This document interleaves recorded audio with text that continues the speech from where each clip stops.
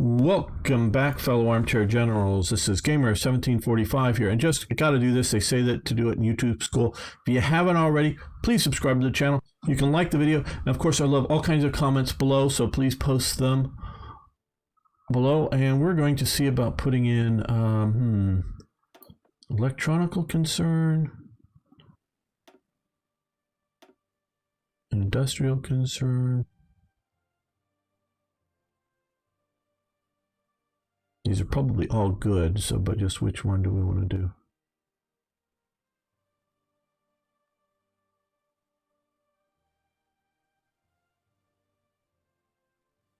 Medical research. Okay, well.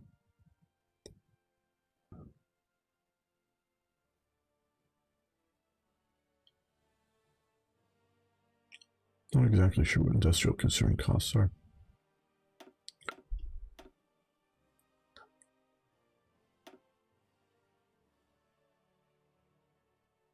Vickers, Armstrong, cruiser tanks.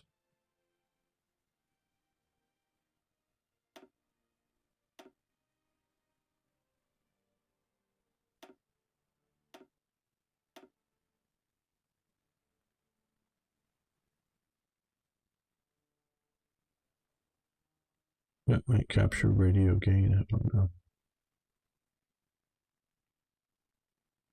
PP.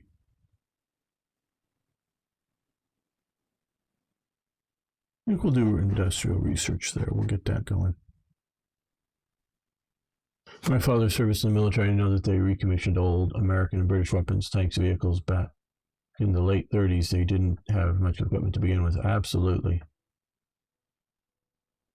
Turkey was a dying empire. But yeah, well, yeah, but it also was because before they got into buying Mauser and Mannlicher type rifles, they were buying Remington rolling blocks, I believe, from America Rifles. And what really surprised the Russians, I think, when they had a bunch of, I think it was Winchester lever action rifles at some siege or something, I think in Crimea or someplace, that really shot really well. The Ottoman Empire, at least in the post-musket age, was importing its arms as best as I can tell. And of course, yeah, it dies during World War I with Ataturk's establishment of the Turkish Republic. Very much so. I've been producing and buying weapons, but when they can, basically. You're not left over from the Ottomans. Yeah. Yeah, so it's... Now realize a lot of the other countries didn't produce their own weapons too.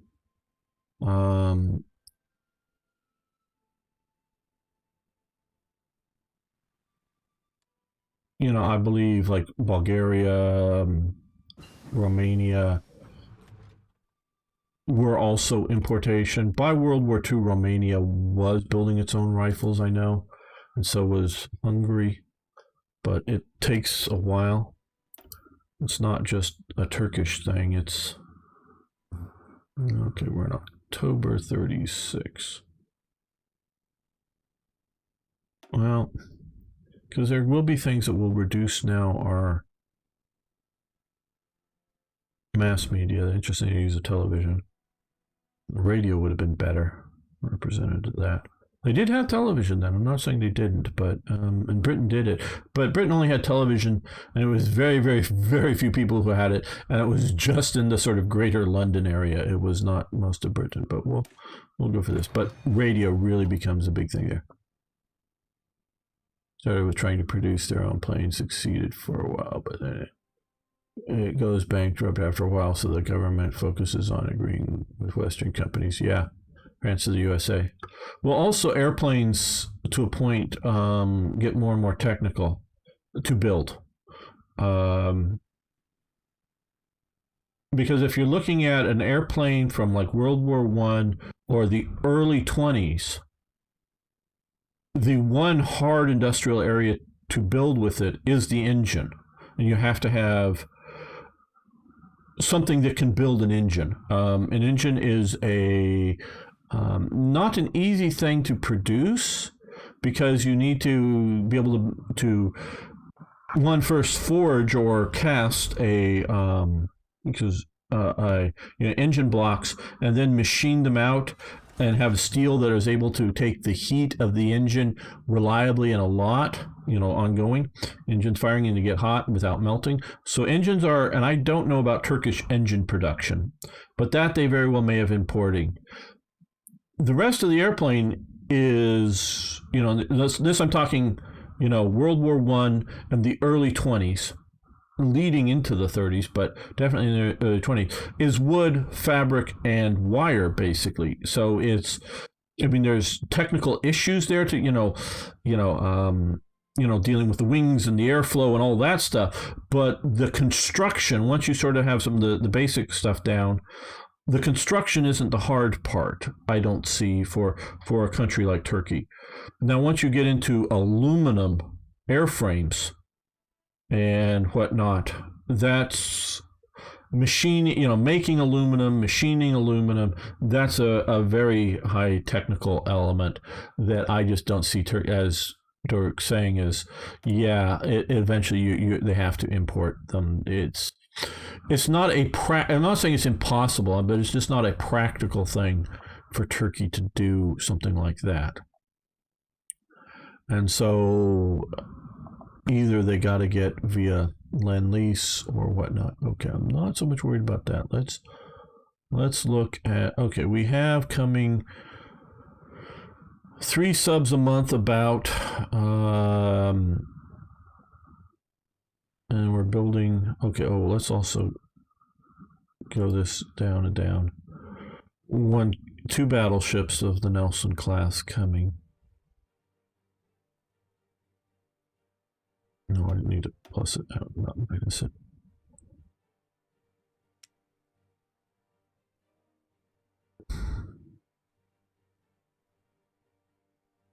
Yeah, what the hell? Let's build one more carrier. We already have an Ark Royal coming. November 46 still? Wow.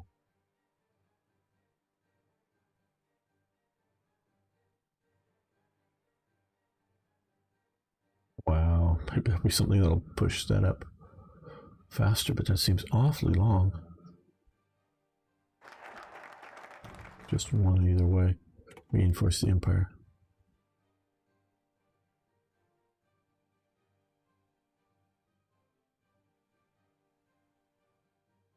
Yeah, TVs didn't catch on until the 50s. Oh, I know. But in 1936, Berlin area had a TV station. Paris had a TV station, and they just sort of covered that. London has a TV station. And New York City has a TV station. I think that's it in 36. I'm not sure if Los Angeles ever gets a TV station before World War II. I'm not sure whether Chicago gets one. I don't know. I mean, at the World's Fair, they sort of show off what TV is in Chicago, but I don't think they get it. And that's about it, but just the 3 sort of cities in Europe. And of course, at one time during the war, Germany's controlling 2 of them, and then they're both, the French station keeps, under German control, keeps broadcasting during the war, but very few people have TVs, even in those areas. Yeah, you're right about AA cruisers, but yeah, probably ultra-nationalist ideals. Anyway, the Paradox version is basically late parts have no historical past, and they just go way off on stuff. Well, maybe I can keep it from happening, but actually, that's an Ark Royal class construction here. We have up here, I think, still, in production, which is coming May 38, is the actual Ark Royal, I believe. Yeah, HMS Ark Royal right there is coming, where this is the Illustrious. Because I know Britain had several of, I think of that class, but they had several carriers. I don't know. That seems awfully late. I hope to have a conclusion before then, and hopefully a good one. But Overseas service, that I don't really care about, except for that it opens up some of these, but I don't know. France has fallen. Russia's at war with them. Encourage colonial elite. Requires. We want to do some of this. Well, maybe not Gurkha Battalion. Dockyard. We want to do some of that, but that's probably looking more 38, 39. Commonwealth ties. Oh, we want to do a lot of that. Get our Commonwealth built up. Because I have a habit of pushing down some of these armament paths, industry paths, focusing on them. Industry concern, more of the must be true more than we're at war. Okay, so we're at 2% world. Austerity measures, industrial war effort, shadow government. Yeah, okay, so we have to wait for those, but they're coming as Germany behaves badly. Anti-non-contract committee, mine laying technology, mine sweeping technology. Well, anti-contact, not contract, but contact. Overseas service.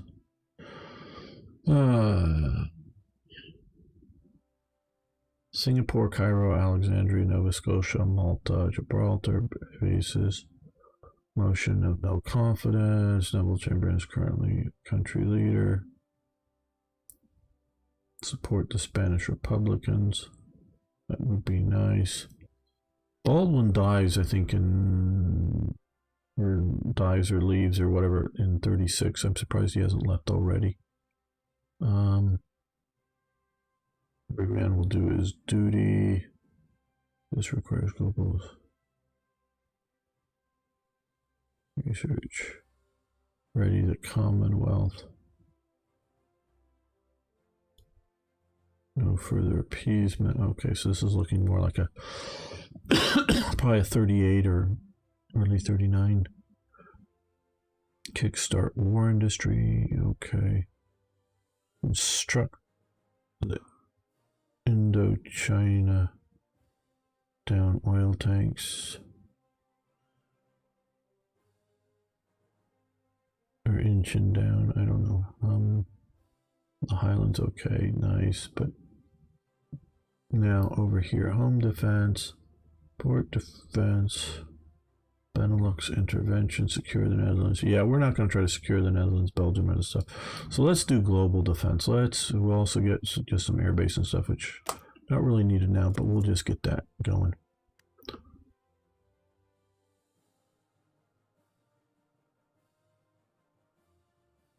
I'm not quite sure what, let's see, basic. We're saying toy jet light cruiser spam is using over and dying.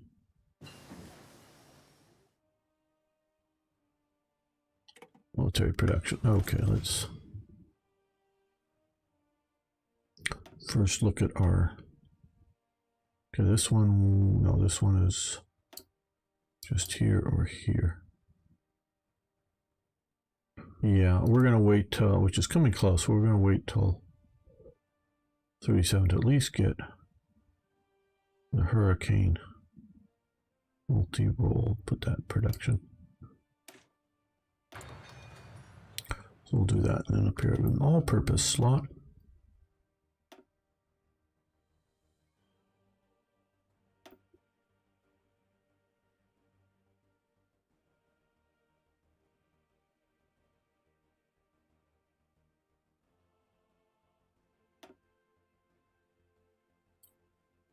Well,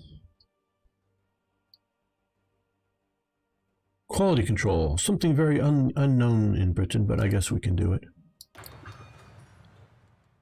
They had poor quality control. At least by American and German standards, they had poor quality control. Okay, I think you're right now with some light cruiser spam. I wanted to get, because oh, well now that's, okay, this is now for some reason, okay, it shifted over to September 39. So, because these are going to take a while to get done. I wanted to get some couple of battleships, couple of carriers. Well, maybe a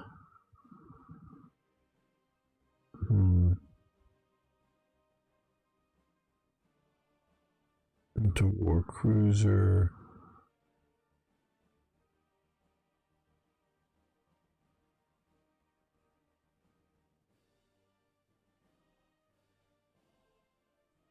Well, a little cheaper. Let's cheap out on a couple of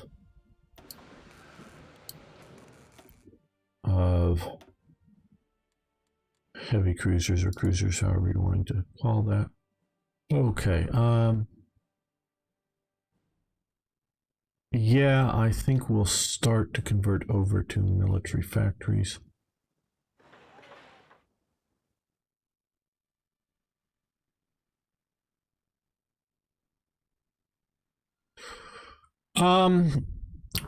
Why they just never I don't. Yeah, they never. Well, okay. Britain was basically the first country industrializing. Germany comes along. I would say, at least of the majors,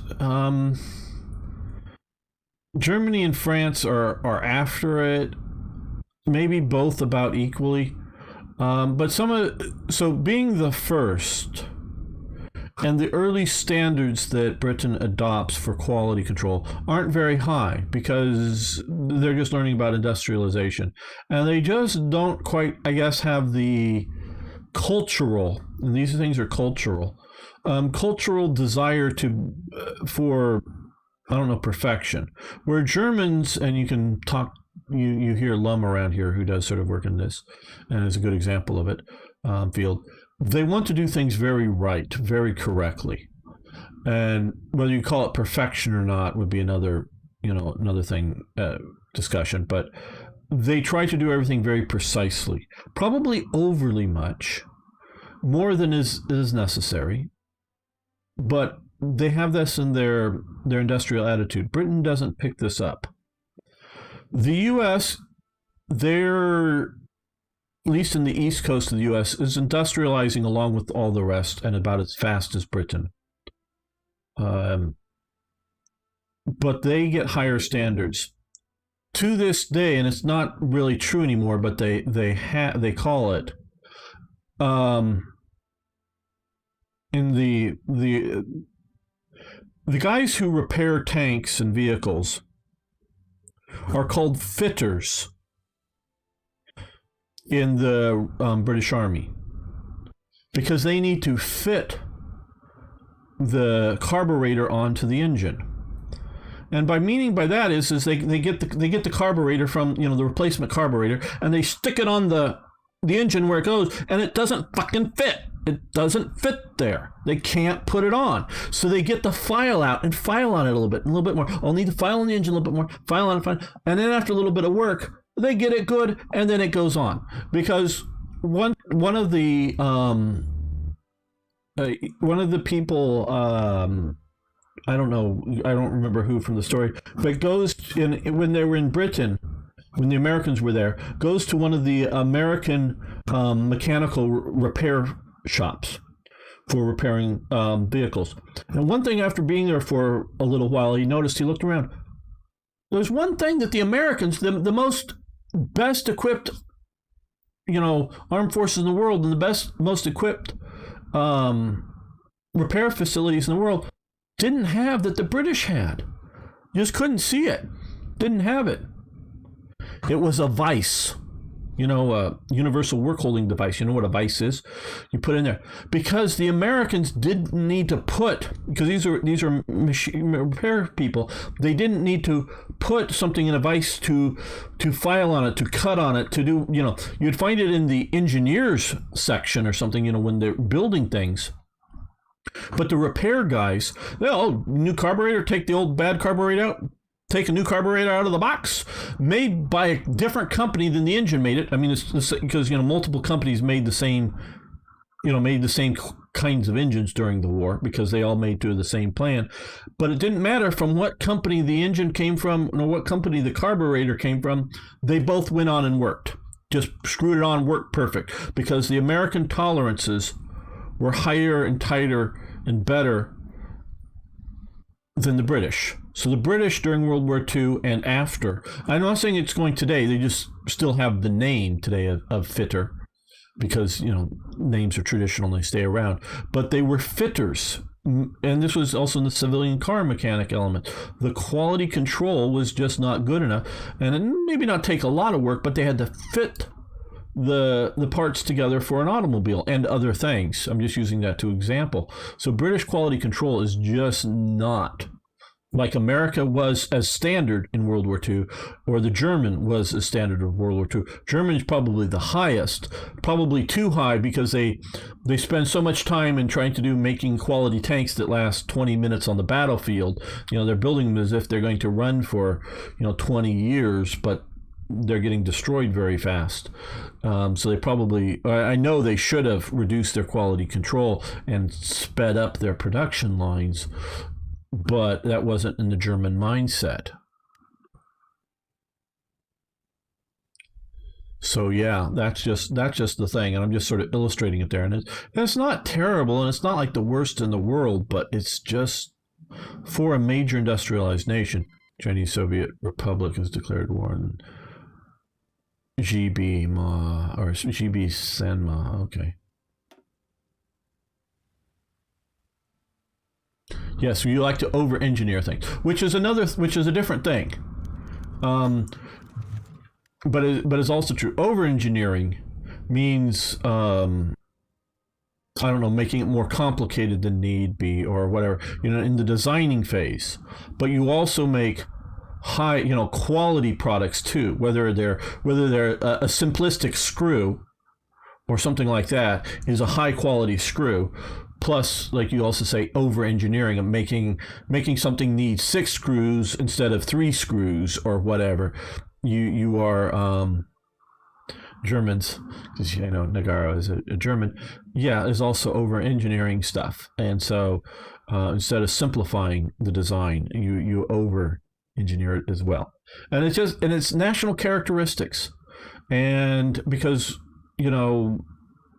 this isn't like, because in the modern people, don't want to compare different people's nations. No, because the Anglo-Saxons and the Germans that come to America and melt into the American, they have the American ideology of doing things as opposed to the German one. And there's influences of different regions and whatnot in America, absolutely, but it's cultural. It isn't has anything to do with like skin color or eye color or any of that BS. It's cultural. No, we're not going down those roads. Japanese industry, pretty good. The biggest problem with Japanese industry is, I don't know if lack of depth or not enough of it. But when they build things, they do it well. Whether it's their ship production or like their gun production, their artillery piece production, those are doing well. But you can see it like in their or particularly like the aircraft, and they come out with duraluminum, really good aluminum for the Zeros that nobody else has at the time. So they're doing some really good technical stuff. But you can look at it like in their tank production. They have industry. They can build tanks. They can build quality pieces of the tanks. Now, they don't have the technology, at least at the start of this period, to weld tank holes properly. So you see the tanks with either bolted, or I think are more likely riveted armor together. Welding technology is just really sort of coming about at this stage, and Germany is one of the better welders in the world. And you'll notice a lot of the British tanks are either cast pieces together or bolted together pieces, where the Germans and the Americans, and particularly the Americans, are either cast or welded components, and the only like bolts you see on them, and they do bolt together components, but like the front end of the Sherman tank, right at the sort of front lower hole, it's all bolted on there because it's meant to be taken off in the field to replace the transmission. The Americans, unlike the Germans, they really partially I think it's cultural elements, but also it's partially the Americans were realizing, we're having to take this tank, put it on a train, get it to a harbor, put it on a ship, sail it across the ocean, put it on a train, take it somewhere, get it off there, and then have it go fight somewhere. And where the Germans just took it out of from the factory, they put it on the train in the factory, the train drove near the battlefield, get the tank off the train goes, the tank goes, fights in the war. So it's partially the idea of having to support a logistical element literally on the other side of the world in, say, Burma, support a tank there. The ease of maintenance on an American tank particularly is the best of any of the world. So they have bolt-on major sections because they're meant to quickly, within hours or whatever, take that tank apart, take that transmission out of the tank, replace it with a replacement transmission, bolt it back together, and put it back into battle quickly. Now, it's not, and I said replacement, not necessarily new, because they would have a few spare transmissions sent out to them or whatever, but then they could spend the time fixing whatever problem with that transmission was, whether it's a major or minor problem. Too major, they just scrap it for whatever useful parts, and they don't worry about fixing it. But if it's reasonably fixable, they fix it. So then when the next one has a transmission problem, they have one ready to go, ready to swap out and go.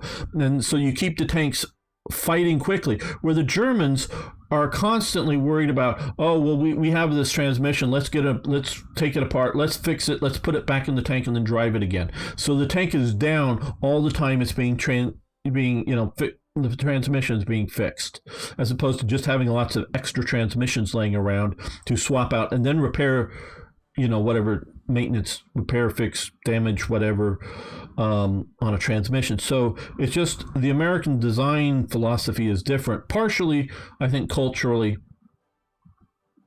partially because they realized they were logistically needed to fight, to send the tanks to Russia as Lend-Lease and have the Russians keep them functioning. It's all of that kind of stuff. So the Americans are the best at that and doing it. So you won't ever see, unless it's meant to be taken apart in theater, you don't see bolts on the American tanks. It's cast and or welding. The British at this time in the 30s is cast and riveting for their tanks. They do riveting armor. For some of the lighter things, they are starting to weld it, but to be able to weld thick pieces together, they couldn't necessarily do it at the start of this. Germany could. You look at France, they're doing a lot of cast armors because of that problem. Japanese tanks were not that good, but to be fair, you really don't need a lot of tanks in the mountains of China. Well, see, that's the thing. Japan cannot produce lots of tanks. The quality, to my understanding, again, I'm not an expert on Japanese, I'm probably not an expert on any tanks, but I'm not that knowledgeable on tanks in Japan. But to the best of my knowledge, the quality of production wasn't bad on the tanks. So it's not that they were decent tanks, but they didn't have the industrial capacity to make. I mean, late war, they're making big sort of weird fantasy tanks, few examples. But they really don't have the industry to make large tanks or lots of tanks. But what they make are good, and like you say, they're fighting against unarmored opponents. And when they came up against the Soviets, they lost bad, mostly. During 1936, 38, when they were fighting up in Khalkhin Gol over here and places, they lose badly to the Soviets. And their tanks, so the quality of their production isn't bad so much, it just they don't have, and they're definitely mostly on the riveted armor element. But so that they just don't have enough production to make serious tank divisions. I don't think there's, again, I'm not a theater knowledgeable on this. I don't think there's anything like a Japanese armored division. I think they have tank companies and maybe tank battalions attached to, infantry divisions, that kind of thing. So it's more of a supporting role to standard infantry type stuff, as opposed to a big motorized divisions and corps and whatever. They just don't have that level of industry. So it's sort of like one of the airplane factories making the Zeros. They're making high tech aircraft, but where they located the factory was sort of near where the workers were and where some rail lines that brought in the resources were. But to get the airplanes from the factory to the airfield. Now, the Americans, they would just build an airfield right next to the factories because that's literally what they did. So they could literally fly the aircraft off from the airfields if they were going to fly them anywhere. Sometimes they actually made them and stuck them in crates to be shipped around the world. But if you were flying them away ready, you'd fly them right off the factory. And places like Britain and Germany would do the same. At least in this one major Zero factory, major one, they needed to get the factory, which was more or less in the center of town or whatever, or city or whatever, to the nearest airfield to fly them away. Now, they quickly found out that if they towed the aircraft with a truck to the airfield, the aircraft would be damaged enough that they would have to send it back to the factory to repair it, because the road was so rough, and it wasn't very far. It was I'm remembering the story, but I don't remember the details. Sorry, but it was less than 5 miles. It was maybe just a mile or two. It wasn't very far, but the road, and it wasn't like obviously it was a road that if they towed it behind a truck, when they got it to the airfield, it was in no longer shape to operate. So they used oxen, because it moved slow enough, to tow the aircraft carefully from the factory to the nearest airfield to fly it away. Now, of course, the Americans would have, let's bring in a tractor, let's lay down concrete smooth enough as if it were a runway, but it may wind through a city or something, a bit, meaning not straight enough to be a runway to take off. But let's build a smooth road so that we can drive them at a speed of we can tow them at a moderate, not like a fast truck, but drive them at a moderate speed. So the lack of the ability to modernize within a sort of out-of-date culture, it sort of shows you the dichotomy of using lots of hand tools to grow your food instead of industrialized farming, that kind of thing, within sort of illustrate Japan's industry.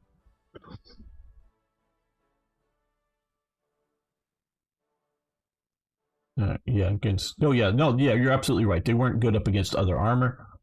Japanese tanks. They had armored divisions that fought in Operation Ichigo in 1944 in China. Very good. Hello, Toasty Metham. Yeah, I am not a Pacific theater expert like that, or as knowledgeable as I am on the Pacific. I mean, I was on the Europe. So if they did have armored divisions. Now, my question is, were those like Western armored divisions, meaning like all the soldiers could all get in trucks and all the supplies could be loaded in trucks and all the tanks and everybody can move driving all at the same time? I doubt it, but maybe.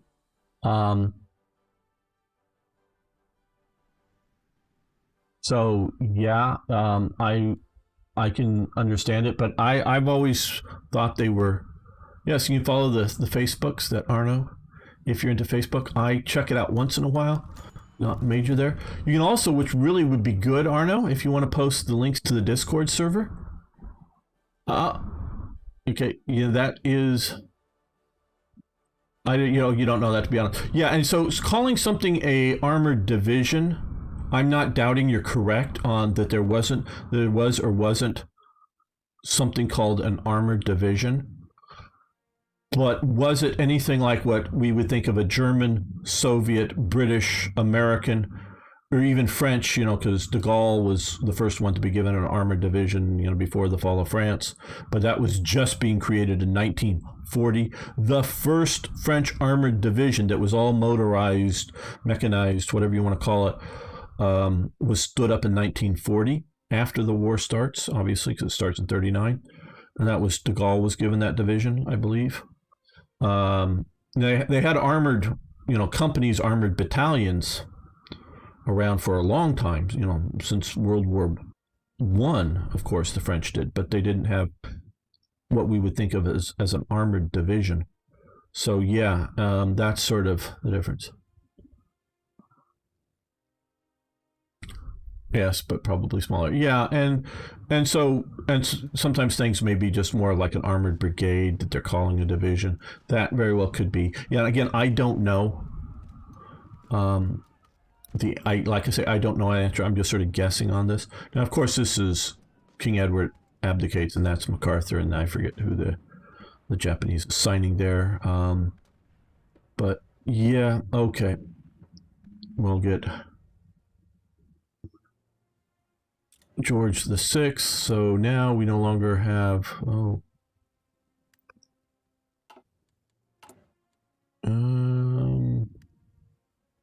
I thought we got steady as she goes, avoid anger, appease the jar, winter heating.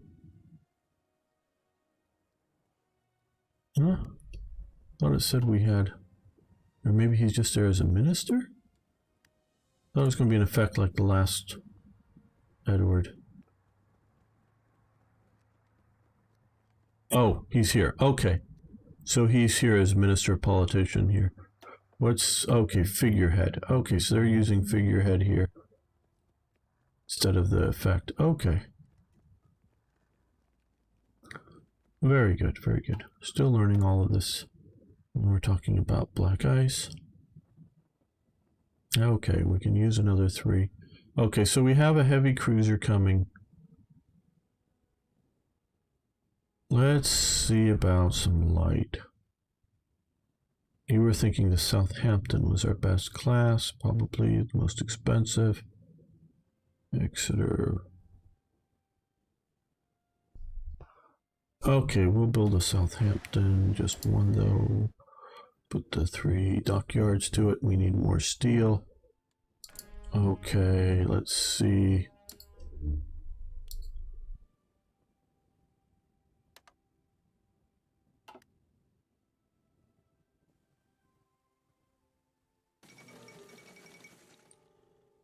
Oh yeah, it's just, you know, Japan loses the war, loses World War II, December 7th, 1941, when it attacks the United States. There is no possible way at that moment. Thank you, Arno. Do appreciate it very much, so much. I really mean it. The day it attacks America, it loses the war. It loses the war that day. It does not. Leadership purges in the Soviet Socialist Republic. Oh, good. We need to get rid of all of our leaders. They're useless. You guys are interested in Gamers Discord. Thank you. So yeah, where I do think Germany had a chance to win the war, and so yeah, Japan does a lot of remarkable things. I'm not trying to downplay their ability, but just trying to illustrate the sort of limited amounts of like industrialization, modernization in a society that was still mostly traditional. Especially if you look in the 20s and early 30s, you see a lot of like flappers and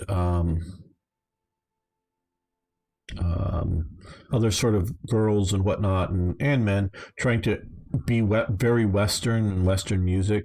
You really find much more when the war is going worse for them, and Tojo's coming in power in the 1940 and whatnot, and 41, really sort of clamped down on sort of go back, retrench back into traditionalism in ways, but they're also very much in a much of society is living in a pre-industrialized world. Yes, I've seen photographs of the major cities, and the centers of the major cities are very sort of modern looking with trolley cars and not real big high rises, but significant multi-story buildings and people wearing Western clothes. But these are more like islands in a sea of traditionalism and traditional pre-industrial, and that they don't have indoor plumbing in their homes, and they, in the rural countryside, and they don't have electricity. Now, of course, that can also be said in parts of America, too. Okay, after Leon Trotsky once again refuses to accept more stringent conditions laid down by the Norwegian Department of Justice for his continued stay in Norway, it was decided not to grant him another visa, resulting in Trotsky having to leave the country. I think he goes to Mexico. Yeah, Mexico. In an announced location. So no one should want Trotsky because he's an evil communist. Well, Germany had a chance to win. It had a chance to win the war. It makes some decisions that cost it. And, well, I've talked about it in other things I'm not going to go into here. You can look at some specials that I've made on could Germany have won. And yet my basic is yes, it could have. Now, it would take particular things to happen to have it win, but it could have. Hey, Spiraling. Good to have you here, my friend.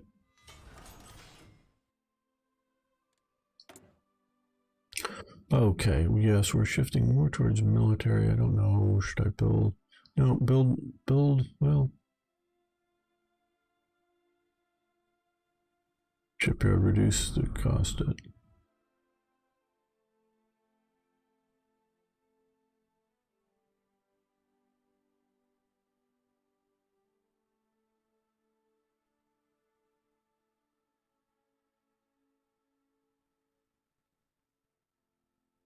Let's build one of these, just sort of for the fun of it, and let's also put in a uniform factory for the fun of it. Well, yeah, Baku would help if they could take it intact. That's a big question. Taking it is one thing. Taking it intact enough to get oil out of the ground and back to Germany is another question. Serious questions. But it's more strategic on securing the Mediterranean, taking Moscow in one season from the start of the war, whether you start it in 41 or you start it in 42, but getting Moscow, meaning appearing unstoppable, not eventually getting Moscow after 2 or 3 years gives whoever the heart to keep fighting and retreating back. And if you take Moscow quick enough, you might, not saying you would, but there's a chance that you could collapse Stalin and the Soviet system and have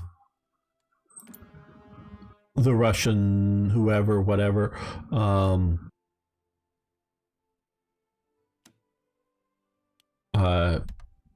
give some sort of peace terms. And what if you collapse the Soviet Union enough?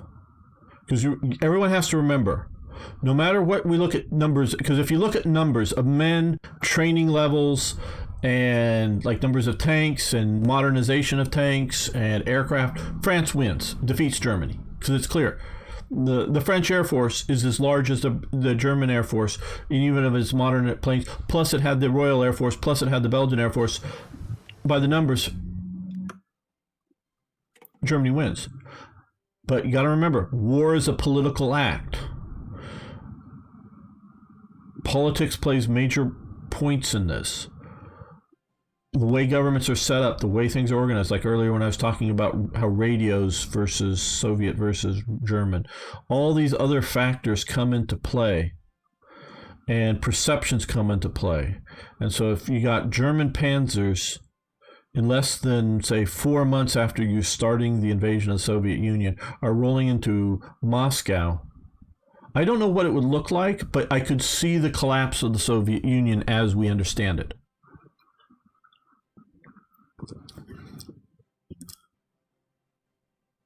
Yes, Germany did suffer from bad leadership. Well, we also, victory and loss of battles and whatnot. That's all important, but it's also a political action. So it's not that necessarily you have to destroy every Soviet every Soviet armored division and every Soviet main fighting infantry division. I mean, obviously there's garrison type units around somewhere in the greater Soviet Union, but it's not you have to destroy all of that to win. You just have to make it appear that you're going to do it, and then get the political. Should I be researching this? Probably. Okay, we're going to do this. Again, I don't know this mod that well. And so there are those kind of conditions. And then once you get the Soviet Union to collapse, and if you've secured the Mediterranean without nukes, I don't know, the U.S. can outproduce Germany, but I don't know, without having to put, the 3/4 of the German army fighting and dying on the Eastern Front, without having to do that, if they're sitting all in Germany and in France and whatever, I don't know that the Americans can fight their way in and defeat them. I'm not saying they couldn't. Far from it. I'm just saying I don't know if they could do that or not. Okay, this will gain us a research slot, so I probably want to do this. Every man will do his duty. Gain stability minus 10% or 15%. Okay, well, we're at 97%, partially because of various things we've done. This research slot will be able to following infantry support, World War I and World War II doctrines. Yeah, we'll add a research slot. No. Look.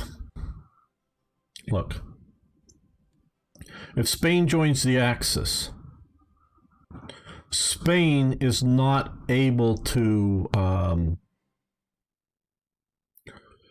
defend itself against a vigorous Anglo-American attack. Okay? It's just not. So you're going to have to put not like German units to defend everywhere, but you're going to have to station enough German units in Spain. And I know you said Turkey, but I'm going to get there. You're going to have to spend enough German units in Spain to be like a fire brigade to deal with any major invasion. Now the rest of the Spanish, they'll help out, sort of kind of think like Italy. Okay. Now Turkey. If you're looking at going after the Soviet Union, it might look good, but this part of Turkey and whatnot is not well developed. You're not going to rush lots of panzer divisions across here and supply them greatly. And if you can't do a naval invasion, and Germany couldn't or didn't, I don't know whether it's couldn't or didn't. They just did not do naval invasions well. They did not think like the British. They should have. They would have done better. But if you can't do it, into Batumi over here, do a naval invasion into Georgia and capture that, that would do about as good. Because if you bring Turkey into the war, kind of looks like a nice advancing, and I know this is rough terrain, but this is a nice sort of advancing path for the Anglo-Americans to come in, take Constantinople, push up into here. Yeah, you just open up another front for the Anglo-Americans. It looks good for invading the Soviet Union. And yes, if, like as I sort of said, if you had secured the Mediterranean. But if you're securing the Mediterranean, well, you might just go through Iran, which did sort of join the Axis, or wanted to join the Axis. They changed their name in preparation to join the Axis from Persia, or they they changed their name to Iran, which means Aryan, because they wanted to be on the Aryan side, these guys, and from Persia to Iran, and that was all a 1930s suck up to Germany play. So yeah, you don't really need to, and so you can, push a few divisions. Rommel's Africa Corps becomes the Arabic Corps to the Iranian Corps to whatever, a small number of mechanized divisions moving around here, yes.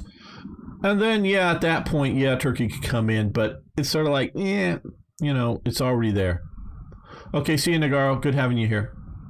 And so it's just like, my opinion, if you can keep Spain to be a friendly or a neutral but friendly to Germany, keep Italy to be neutral but friendly to Germany, and keep sort of Turkey neutral but friendly to Germany, you keep all of this part of the world out of the fight.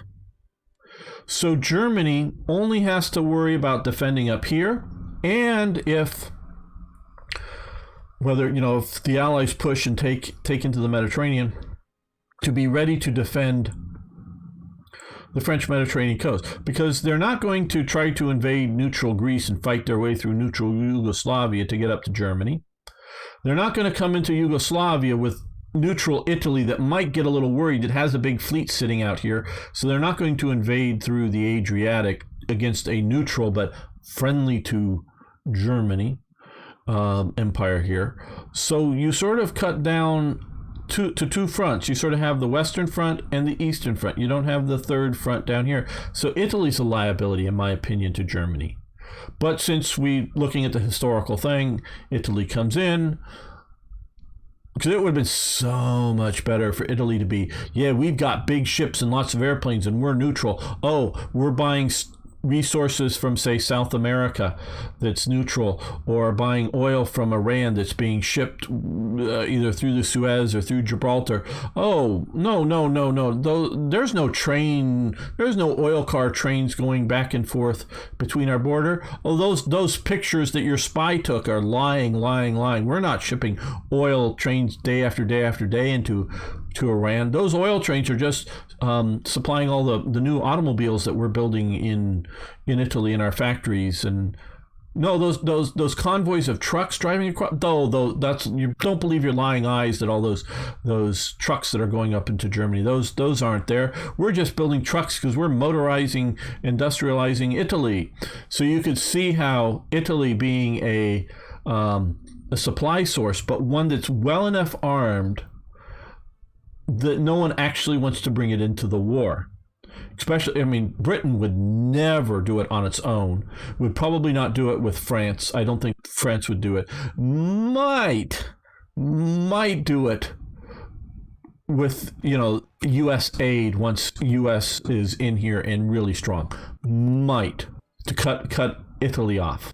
But probably it would have been more of a, not a bluff, but more of a Anglo-American naval and air blockade that would intercept ships coming through and shoot at them and sink them if necessary, and daring the Italian Navy and Air Force to stop them sinking Italian ships sailing around the Mediterranean, cargo ships sailing around the Mediterranean. You want to go to war for this? You're not letting us board your ships. You're not stopping them. Now, of course, they would try to board them. There were before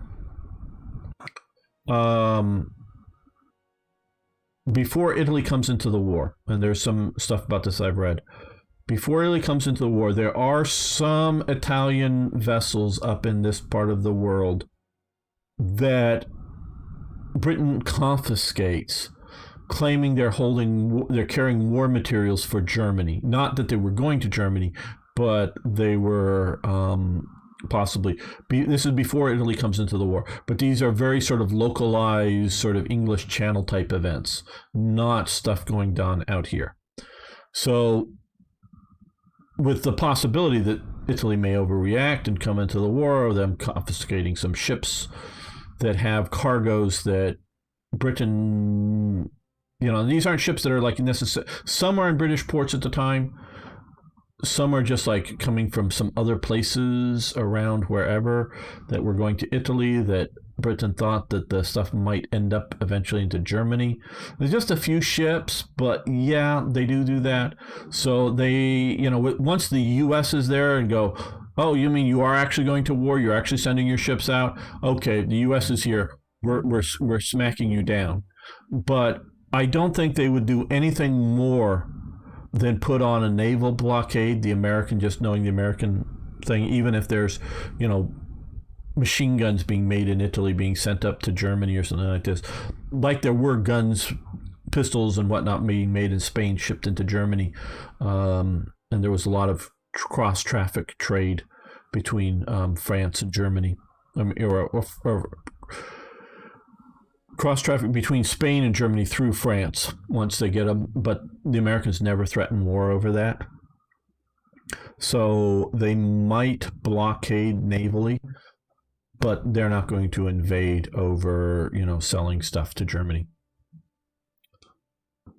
Well, I've watched a really good 1-hour documentary on the Baku oil fields. They were rigged to blow. They were massively rigged to be blown up. Well before the Germans got anywhere near them. The Germans were way up in here, and they rigged them to blow. And the guy who was in charge of it was basically going, yes, you, your family, and anybody you know will die. We'll kill your family. And the family, I think, was held hostage if the Germans take the oil field without you blowing them. So it would have been a massive effort for Germany to put the oil fields out, and then a massive effort to rebuild the oil wells and the oil handling systems over it. So I don't know if the Germans could have gotten the Baku oil fields in any usable sort. They would have denied all that oil to the Soviet Union, which would have been very useful, but I don't know that they would have gotten it as much as we think in the war games. So keep that in mind. Baku is not that important. And of course, Britain was considering bombing the Baku oil fields before Germany invades the Soviet Union, because the Soviets are sending massive amounts of oil to Germany. So they're looking at that.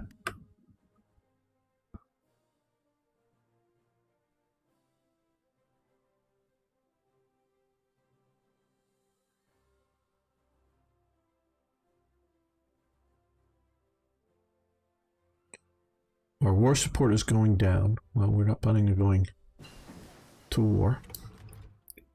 Got consumer electronics, and we've got some level of quality control. Okay.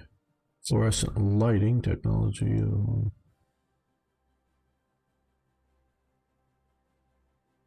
Commercial plastics, which is something generally called Bakelite, the early plastics. That's both a sort of a process and a brand name, but that was an early plastic.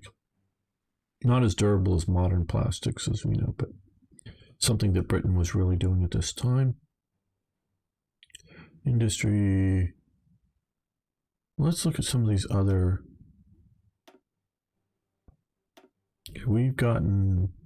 I really have not been looking at. Okay, we can't get to the here yet. We need to finish off some of these. So let's, well, we have that one thing coming, so we'll leave it for that. And we're in January 37, which means we're going to do this. And we're going to do this. And we can improve our government or other factories.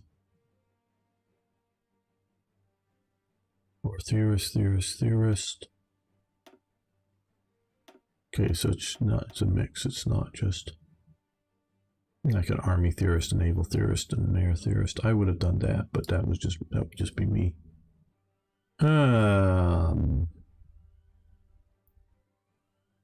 Research speed. Can't do that one yet. Well, we don't need. Check technologies. We don't really need rocket.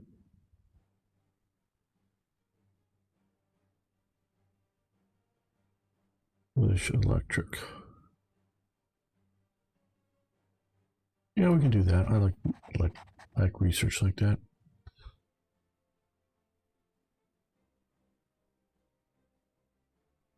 Yeah, then they would have lost their. This is what I say is because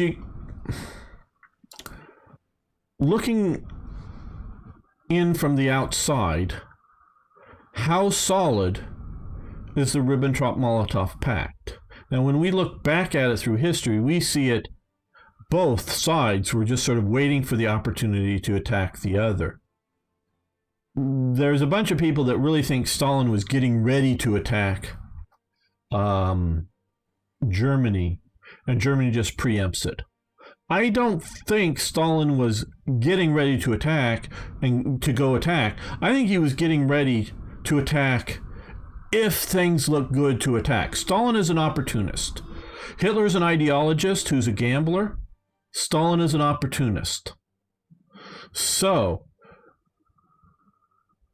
if either he sees weakness in Germany, one, or two, it's sort of a combination. This is my analysis, and I'm not saying I'm right, but this is what I sort of think, is if we see Germany looking too victorious and sort of tied up in other things, I could see Stalin attacking. So if Germany goes to, obviously the whole idea of the Ribbentrop-Molotov Pact, of course, was for a limited war for the invasion of Poland by Germany and the Soviet Union. Oops, Britain and France get involved. Fortunately for the Soviet Union, and fortunately for Britain and France, they didn't declare war against the Soviet Union. But still. So, and there's actually, I recently found a set of posters.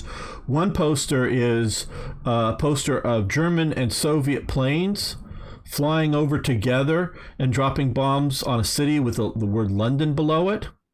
This is from like 1940 or 41. And then in 1942 or late 41, after the German, is that same poster has been reworked. The planes are the same, but they've changed it from Soviet to British planes. Put British, same plane on it. It looks more like a German plane than the British planes. Same plane on it, but this changed the markings on the planes and on the bombs, because the bombs also have it, to British markings, bombing the same city but with the word Berlin below it. So the joint, propaganda.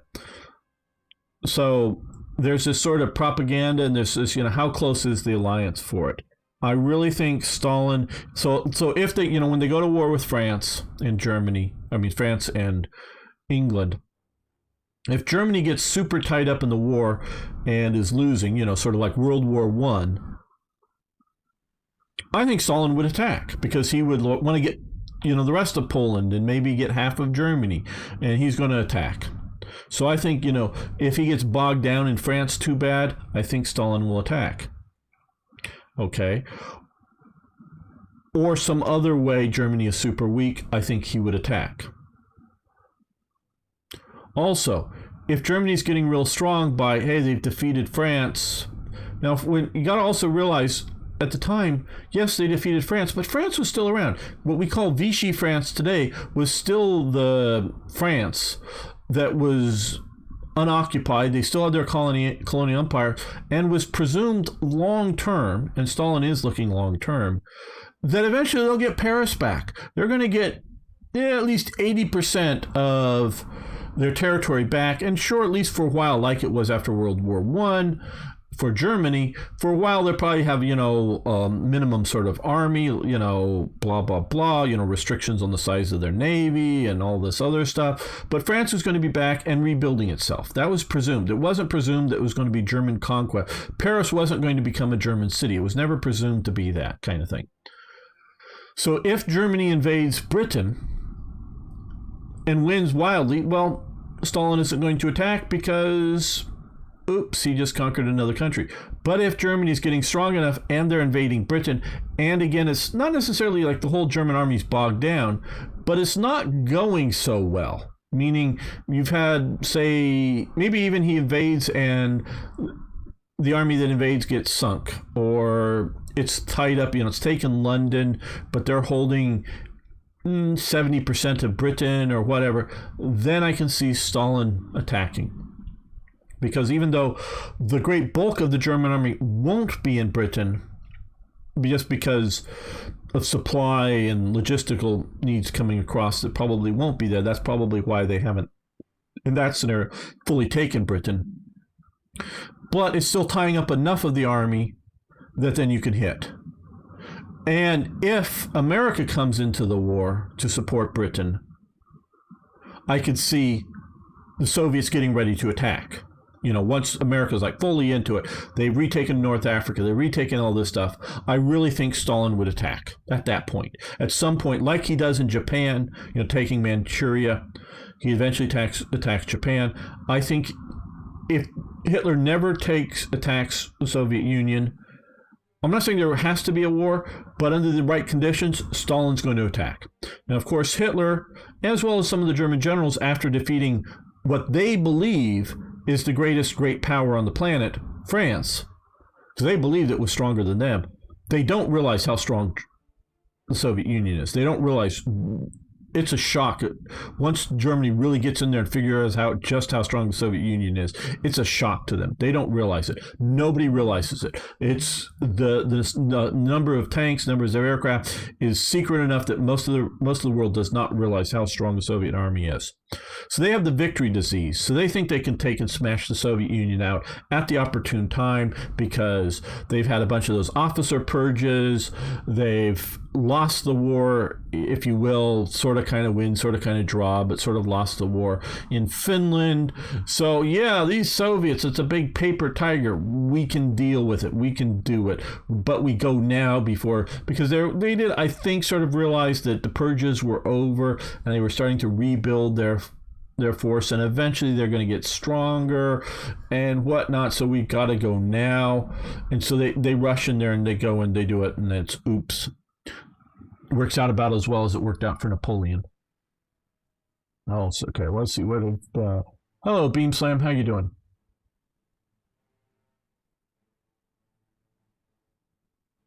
Magic ways of teleporting airport. Yeah, that's a problem.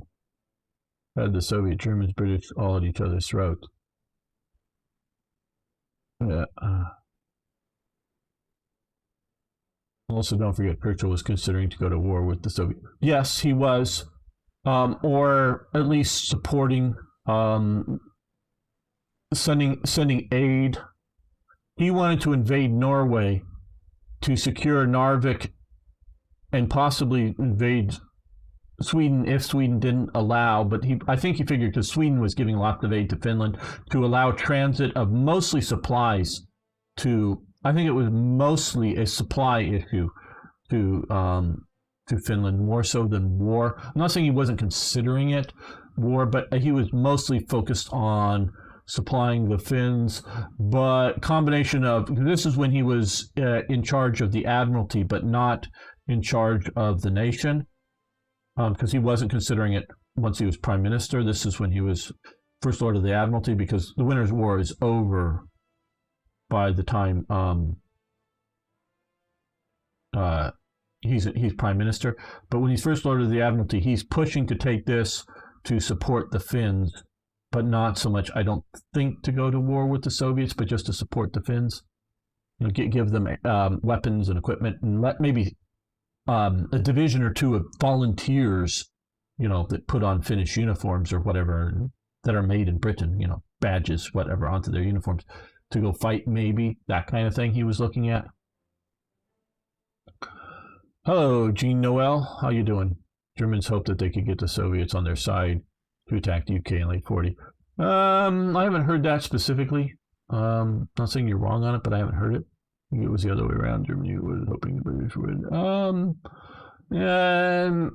They were hoping, Hitler thought he could make peace with Britain. I don't think he was thinking Britain would help him fight the Soviets. Those are different things. For sure, Stalin would attack Hitler in the back at some point. Yeah, at some point. It's only a question of when the opportunity looked best. In my opinion. Tells a lot about Hitler and his generals thought. Yeah. Yeah, no, I got you. USSR. So yeah, it didn't work out for Hitler, but it had things been planned better within the realities of the time and strategy. Had things been planned better, I think Germany could have defeated the Soviet Union. It is not I'm talking in the first year of action. not an eventual grinding victory after years and years and years, which might have been possible too. I will always hold out, I will always state that if you're talking a war between Germany and the Soviet Union, after they've sort of swallowed up Austria and Czechoslovakia and go, who cares about what the Poles think? We're using it as a battleground, however that starts out. But if it's only Germany versus the Soviet Union, Germany wins. I mean, without anybody else. Italy's neutral, France is neutral, Britain's neutral, America's neutral, Japan's neutral. I'm not concerning about whether, some minor states get involved. But if it's just really about Germany versus Soviet Union, Germany wins.